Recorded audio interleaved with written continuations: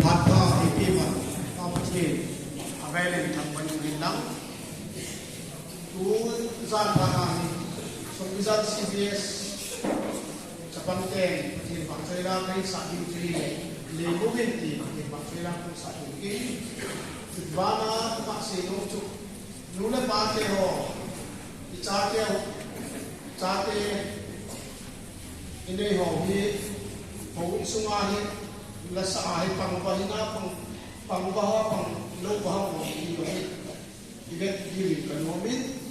teman acung langayang ku umsaw sa malayin ko bulan kay honule paten din po dili kanomin asecho pa ile te wai lasa no ma po din ta pasal sa pang atamin ay lang lagi chu apang lom atam zo Ichai ni mula pada ichai ke nasata in kil ko di mo ni Filon le mo bin ti pa chega ko sa ke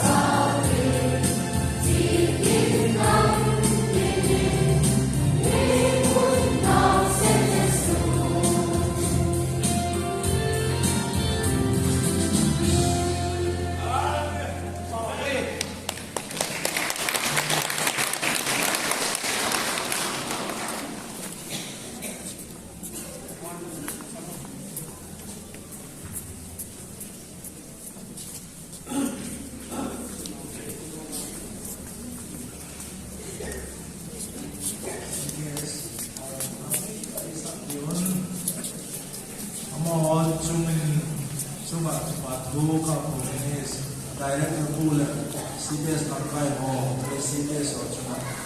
Mipin Hande Kipare Sana, Mabeki,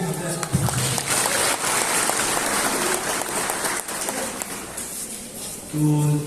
Kusedi Kun, Munodin, Munha, Subject Leader, Mai Chat Open, Chapna,